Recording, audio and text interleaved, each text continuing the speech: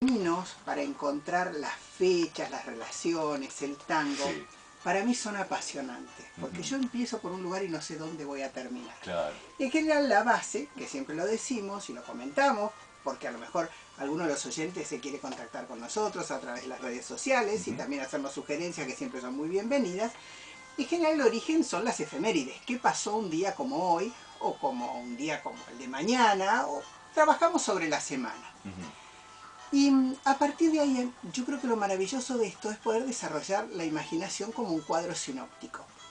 Entonces hoy, cuando me puse a pensar en un 21 de julio, me aparece que esto es muy fácil de encontrar por cualquiera, además hoy teniendo la posibilidad hoy a través de Google de buscarlo en los numerosos portales que tienen efemérides, me resalta para nuestro país y particularmente para la ciudad de Buenos Aires, aunque el concepto era nacional, la creación del Instituto Di Tella.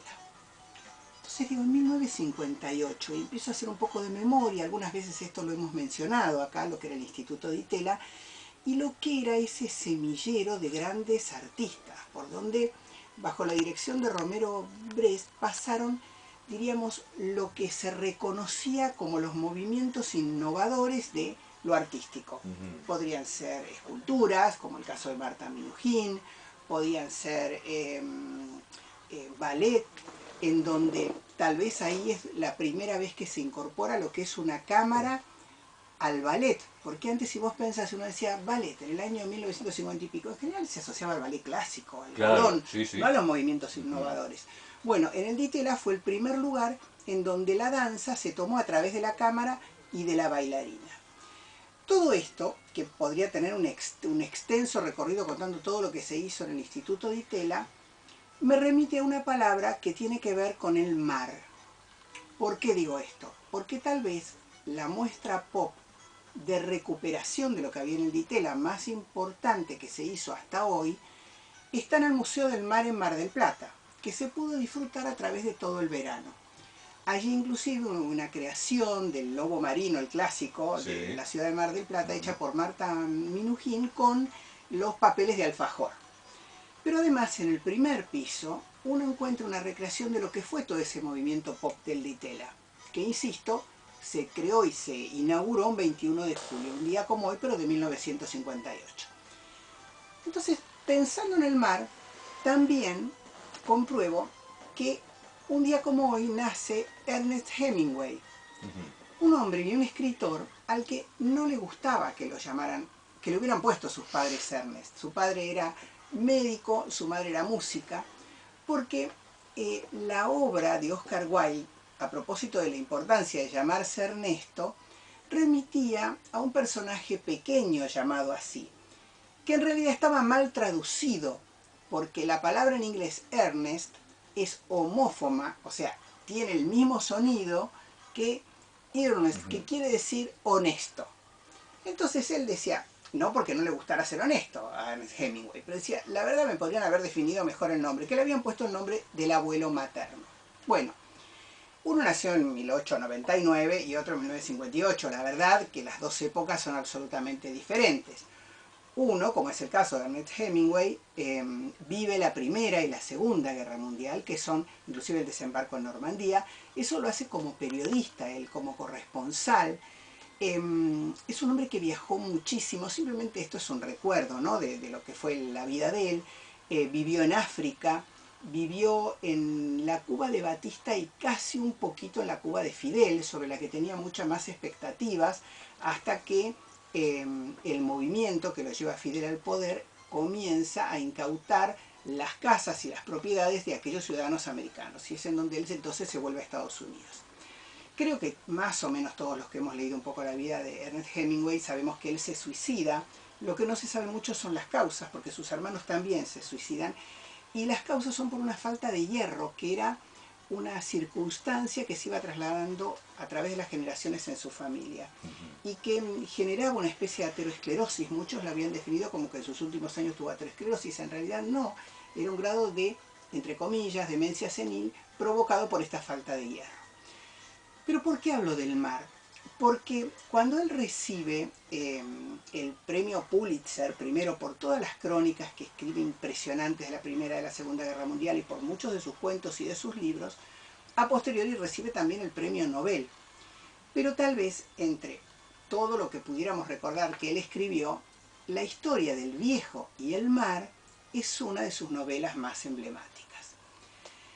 Y entonces, uno, el Di Tella, Ernest Hemingway, en que los dos están vinculados, en que los dos son vanguardistas. Hemingway lo que pone de revolucionaria en su literatura es que él sale de ese modernismo de su generación, casi rococó. Si alguno de nuestros oyentes o alguno de nosotros conoce la ciudad de Barcelona, reconocerá en Gaudí, más allá de que Gaudí excede este movimiento, parte de eso cuando ve la Sagrada Familia o cuando ve, bueno, las innumerables obras que están en Barcelona, ¿no? Esa arquitectura trabajada. El pop del Di Tella surge, digamos, como cambio o como revolución frente a esto.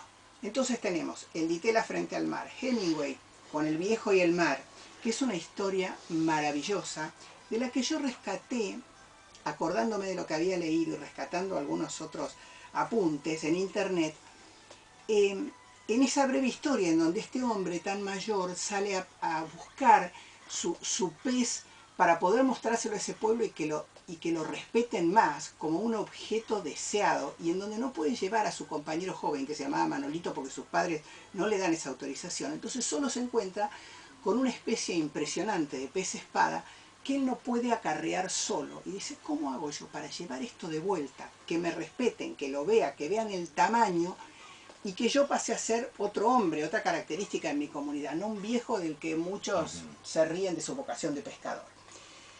Y acaba el mensaje. Me pareció muy importante, porque dije, a ver, ¿qué dejamos de estas dos circunstancias? En primer lugar, del Di Tella, la fuerza que tuvo para reponerse. Cuando el Di Tella lo clausuran en la época de Onganía con esa última obra de Las puertas de los baños, donde la gente pasaba y escribía lo que a veces desgraciadamente vemos en la puerta de un baño público, y lo clausuran por eso, se recupera con que muchos creen que se recupera con la película de Solanas, La historia de Gardel, porque ahí vuelve la cámara a emparentarse con el tango. Y en el caso del viejo y el mar, ¿qué es lo que lo une a ese valor extraordinario que él le daba al mar? La posibilidad de medir fuerzas con él y de decir, bueno, no importa, yo llego con mi pez espada, con el que tuve que luchar durante 3 días para poder rescatarlo, y que lo único que queda es la cola. Y cuando una mujer en el pueblo lo ve y dice, pero esta cola maravillosa corresponde a un pez único, que es como reconocerle a él el trofeo de su propia lucha, dice, valió la pena. Conclusión. Yo creo que aquellos, tanto movimientos, objetivos que nos ponemos en la vida y que a veces nos parece que, qué sé yo, que por no ser tan perfectos o tan logrados, a veces uno baja los brazos y dice, bueno, ya está. Aprendemos de las dos circunstancias, del Di Tella, que se recupera a partir de lo que creen muchos de la filmografía de Pino Solanas, otros incluirán otras cosas, porque Marta Benigín sigue viva y sigue haciendo cosas, y de esta historia de Ernest Hemingway, del viejo y el mar, en alianza con el mar, recuperan esos valores por los cuales uno a veces lucha y logra los objetivos.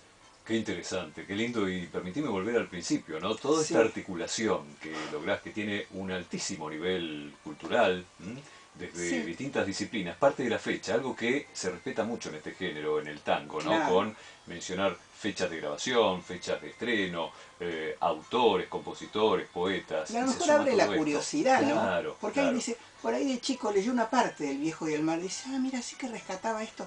Mira qué maravilloso, un pedacito de eso compartido con un hijo, con un Ujú. nieto, con ese lugar en la biblioteca que a veces nos olvidamos que el libro tiene, o esa Sí. búsqueda en internet. Y una particularidad, porque en general, viste que si lees el libro o ves la Sí, película, depende del sí, orden, algo te decepciona, te sí, termina desilusionando. es verdad. Fue idéntico el valor, el libro en mi Sí, caso y la película con Anthony Quinn, sí, porque bueno, generaban un esta actor cosa, ¿no? De misterio, angustia, por momentos suspenso. terrible, de suspenso. Ujú, Y bueno, pero Anthony Quinn, qué sé yo, no sé. Uno dice Sorba el ujú. griego y lo dice a él, Claro, ¿viste? Eran claro. esos actores impresionantes. Ujú. Y para poner un brochecito a todo esto, hay un tango.